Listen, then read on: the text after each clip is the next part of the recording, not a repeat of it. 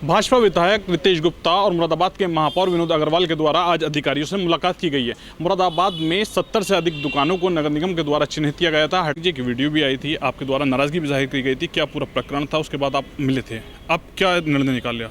2 दिन पहले जैन मंदिर पे जो 70 खोखे रखे हुए थे, लगभग 40 से 50 साल पुराने नगर निगम के द्वारा अलॉटेड खोखे हैं। अचानक नगर निगम की टीम वहाँ पहुँचती है, उनके अपर नगर आयुक्त अजीत सिंह वहाँ जाते हैं और खोखे वालों को हड़काते हैं और कहते हैं कि इनको 2 घंटे में खाली करो। इस प्रकरण को लेके ये विवाद लगभग 2 दिन से चल रहा था। आज कमिश्नर साहब ने नगर आयुक्त जी को, वीसी साहब को, डीएम साहब को बुलाया था और मैं और मेयर साहब साथ में मौजूद रहे। तो उसमें जो समस्याएं चल रही थी, सबसे पहले तो जो नगर निगम के खोखे हैं उनको अभी बिल्कुल भी नहीं छुआ जाएगा, कोई कार्रवाई उस पर नहीं होगी जब तक उनका कोई परमानेंट सॉल्यूशन नहीं निकलता है। ये खोखे ऐसी के ऐसी रहेंगे, इनको नहीं हटाया जाएगा। दूसरा, लाइन पार में मुख्यमंत्री ग्रिड योजना के तहत एक मुख्य मार्ग लाइन पार का जो है वो लिया गया था, प्रकाश नगर चौराहे वाला, उसको भी अभी रुकवा दिया गया है क्योंकि उसमें सेंटर ऑफ द रोड से 21 मीटर पे निशान लगा दिए गए, जबकि वो रोड ऑलरेडी 32 मीटर की है। बहुत चौड़ी रोड है, मुरादाबाद में कोई भी रोड इतनी चौड़ी नहीं है। उसके बावजूद वहाँ पे निशानदेही की गई है, वो भी रुकवा दिया गया। वहाँ पे कहीं अभी कोई कार्रवाई नहीं होगी। कार्रवाई जब तक जनता, जब वहाँ के क्षेत्र के व्यापारी नहीं चाहेंगे, कोई कार्रवाई नहीं होगी। जैसा वो चाहेंगे वैसा होगा। मुरादाबाद में टैक्स को लेके बहुत शिकायतें आ रही हैं कि नगर निगम के द्वारा 10 गुना 20 गुना टैक्स लगा दिया गया है। जो आदमी 10,000 टैक्स दे रहा है उस पर 2 लाख का टैक्स लगा दिया गया है। इसमें यह भ्रम फैलाया गया है कि जीआई सर्वे के आधार पर टैक्स लगाया गया नगर निगम के कर्मचारियों के द्वारा और टैक्स के अधिकारियों के द्वारा, ये भ्रम फैलाया गया था। अभी ये कमिश्नर साहब के सामने, नगर आयुक्त के सामने स्पष्ट हुआ है कि जीआई सर्वे के आधार पर कोई टैक्स नहीं लगाया गया। ये टैक्स नगर निगम के कर्मचारियों ने, अधिकारियों ने अपने किसी सर्वे के आधार पर लगा के भेज दिया गया है। उसके लिए निर्णय लिया गया है कि वार्ड वाइज सारे कैंप आयोजित किए जाएंगे, उसमें पुनर्विचार किया जाएगा और वार्ड का पार्षद उस कैंप में बैठेगा।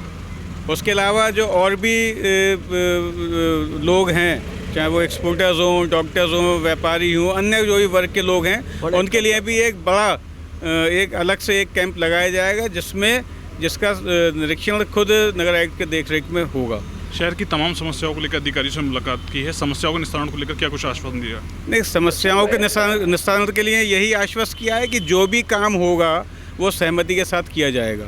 कोई भी उत्पीड़न किसी व्यापारी का, अपने जनता का नहीं किया जाएगा और जो भी कार्रवाई विकास की होगी वो सहमति के साथ और सबको साथ लेके कराई जाएगी। अगर जो दुकानें हैं, दुकानों को अगर तोड़ा जाएगा तो इसके लिए क्या कुछ बात हुई है? क्या नहीं, कोई नहीं तोड़ा जा रहा, किसी खोखे को नहीं हटाया जा रहा, ना तोड़ा जा रहा। पहले उन्हें दूसरी जगह चिन्हित की जाए। जी महापौर जी, लगातार टैक्स की समस्या विधायक जी ने और हम लोगों ने मिलके नगर आयुक्त और मंडल आयुक्त जी के साथ और जिलाधिकारी और वीसी यहाँ मौजूद रहे और हर बिंदु पे बड़े विस्तार से चर्चा की और नगर निगम के भी जो संबंधित उससे अधिकारी थे उनके सामने बुलाकर चर्चा करने के बाद समस्या का समाधान करा दिया है कि किसी भी जनता का, किसी भी व्यक्ति का गलत तरीके से उत्पीड़न नहीं होने दिया जाएगा और जो भी विकास का कार्य है, आम सहमति से हम विकास का कार्य जनता के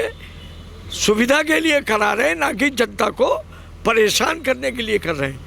और टैक्स वाले मुद्दे के ऊपर भी जो भ्रांतियां फैलाई गई हैं कुछ लोगों के द्वारा, उस पर एक रणनीति तय कर ली गई है और जो भी गलत इसके वो हैं उनका पुनः निरीक्षण किया जाएगा। मुरादाबाद के महापौर और विधायक रितेश गुप्ता के द्वारा अधिकारियों से मुलाकात की गई और समस्याओं के निस्तारण की बात की गई है। शारिक सिद्दीकी, TV9 मुरादाबाद।